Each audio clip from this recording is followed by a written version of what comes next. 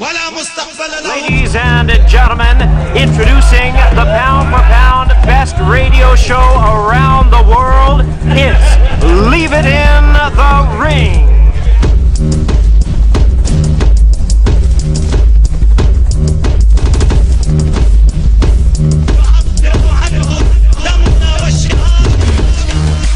Welcome to the official BoxingScene.com radio Leave It in the Ring. I'm your host, Dave Duenas, along with my co-host, Gabriel Montoya, Justin Strikeheart. What's going on, brothers? How's everybody doing today? Doing fantastic. Great. I believe we got our guests on the line with us. We have a packed house today. Yes, I am. What's going on, fellas? You know, Dre, I got my co-hosts, Gabriel Montoya, Justin Strikeheart on the line with me. They're going to be conducting an interview along with me. Pedro Fernandez from Ring Talk asked you a question stating about the Olympic testing. And I found it very interesting that you agreed to it. You said that you would love that.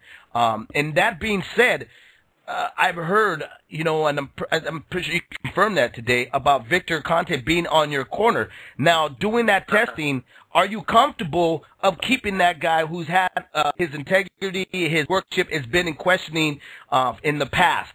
Well, this is the deal. The LA came out with an article that was out of line, and it wasn't accurate. And I let that slide, and I didn't really say much about it. Mm-hmm. The Ring magazine piggybacked off of that article, and that article was worse than the LA Times article in terms of the accuracy of the article. There were several quotes in there attributed to me that were not even close. That Ivan Goldman never interviewed me. And somewhere down the line, he piggybacked off of the LA Times article, and it was just highly inaccurate. And my lawyer, my attorney, has contacted Ring Magazine, and I'm not going to disclose the back and forth, but we basically let them know that, man, he was out of line for that, and he was out of pocket for that, and he's highly misinformed. That being said, if there's a product out on the market that is legal and we do our research on it and we feel like it's safe, we have the right to take that product regardless of who made the product. Now, I guard my relationships very tightly. I don't just get involved with anybody. Victor Conte is not on my team as far as being my main guy. I don't exclusively take anybody's products. I've spent more money at a mom-and-pop store here locally in the Bay Area that I'm getting my supplements for years than anybody else. So I think the article was more directed toward, from my understanding, Ivan Goldman's not too fond of Victor Conte, and I think he just tried to drag my name through the mud, but it's not going to work. That being said, I'm open for any test because, number one, it lets the world know that everybody is playing with open cards, and B, I think it's just good for the sport because Floyd is right. You know, this is a sport where it's not basketball, it's not baseball, not to knock those guys, but this, you can literally get killed in the ring, and if somebody's being infused or empowered by something that's illegal, I think the other guy should know. And that kind of testing, which I've been a part of, again, since I've been a top amateur, some say it's not foolproof, but it's kind of better than just a urine test. When you start taking blood, you can test for more things, and I would be open for it. I'm an advocate for it. I just think it's a great thing all around. Do you wonder, though, where that ends? I mean, because, you know, what's legal today then gets banned like a year from now. So it's almost like a never-ending cycle. Wouldn't almost legalization of all of it, but regulation of it, almost like, you know, giving discovery, these are the substances I'm taking, you give that to the other camp, they give it back. Right. I mean, because then you get into semantics of what's a performance enhancer and what's not.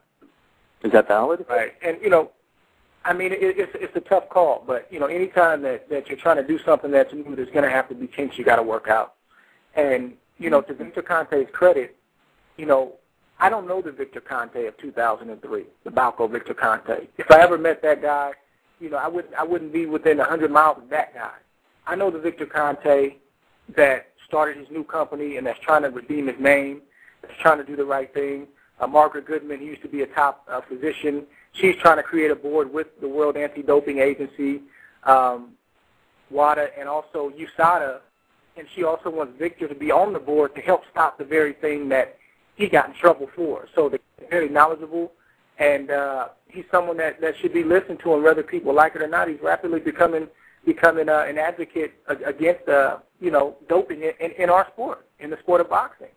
But so those kind of things, like, you know, the the panel that they're trying to come up with and different things like that, that'll help with what you just mentioned. I mean, it's going to take time to implement this. Some people are for it. Some people aren't for it. Some people say, like Paul Williams' coach said, hey, I don't care. Tell Pacquiao to take more drugs.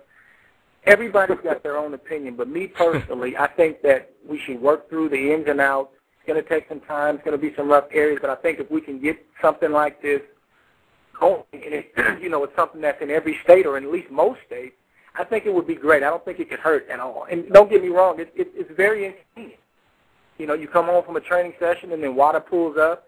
You're dehydrated, like we saw Shane on 24/7. You're not, you're tired, and these guys sit there and watch you until you come up with the urine sample. So it's not easy work, but I think it's necessary. What do you think along those lines of it just being for this fight or that fight as opposed to sport-wide?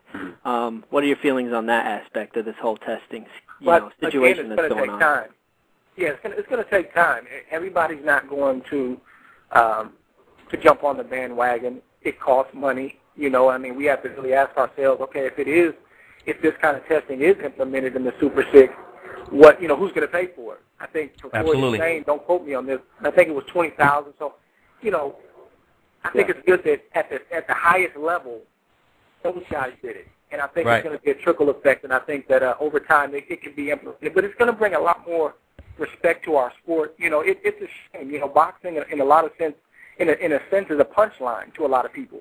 When you talk about guys getting ripped off, they'll talk about promoters, and they'll draw parallels to boxing and different things. We don't have a lot of respect in this sport. Something like that would bring more respect to the sport. And Absolutely. I'm all for it because I'm an advocate for change in this sport. It's a sport that I've given a lot of my life to. And not only drug testing, but, even some kind of, union for the fighters. A lot of people, they shrug their shoulders at that like, hey, good luck. But, hey, at some point, somebody's got to acknowledge that every other professional sport has it except our sport. Exactly. Where managers and promoters are governed, where the union looks and says, hey, this contract doesn't look right, or this contract, some guys just don't know any better. So things like the drug testing, things like creating a union for the fighters, I'm 100% for. It's going to take work. It's going to take money. It's going to take sweat. But, I'm for it. I'm one person that's behind it. And I'm glad to hear that, Dre. Honestly, I'm glad to hear that because, you're right. It absolutely there needs to be a change in our sport. We have undefeated WBA super middleweight Andre Ward with us. Got a fight coming up with Alan Green Saturday, June 19th at the Oracle Arena in Oakland. A Group 2 Super 6 World Boxing Classic bout on Showtime. Andre, brother, thank you very much, man, to taking the time and speaking to us on Boxing Scene Official, Leave It in the Ring Boxing Radio, brother. I wish you the best. I can't wait for the fight. I will definitely be there covering it. Appreciate it, fellas. Anytime. So, Andre Ward gets on with us and speaks a little bit about what his thoughts are on his June 19th bout with Alan Green. Obviously it's going to be a interesting and tough match. Green, it definitely brings a lot to table. I know some fight fans may feel he doesn't, but he does pack in a punch. But, being that this is his first really big mega fight, Gabriel, I mean, I'm wondering how the atmosphere of going, coming down to Oakland and having plus fans of Dre from 15 to 18,000 in the Oracle Arena is going to affect him because this will by far be the largest, if I believe correctly, the largest crowd that Alan Green, Mr. Sweetness himself, is going to be facing. Yeah, I think that Alan's going to have some problems in this fight. I think I asked him if I thought Alan was going to come out fast, and he said he doesn't really come out like that. But I think in this fight, I just have a feeling about it. He's going to freak out. He's going to come out quick and shoot his wad, and then Andre's going to take control after like one or two. And I think Ward stops him in this fight. There's just something about him in the last few fights. He's gotten more aggressive. Like he's saying, he's learning how to gauge himself, gauge his speed. But there's also a mean streak that's been coming out, and kind of a nasty side. So people complain about their headbutts in the Kessler fight, but, it's almost like that Holyfield thing of, this is my space, I'm taking it. If you have a problem with it, you're going to get hit with my head, deal with it. I really like the way he's fighting right now. I just think he's going to take the whole thing. I picked him from the beginning, and I'm sticking with my pick. Absolutely. You know, and we do got a packed house today. We have a lot of guests coming through. We got Dan Goosen from the Goosen Tudor Promotions. He's the head promoter, to come on, speak to us a little bit about what happened this past Saturday, between Kermit Cintron and Paul the Punisher Williams.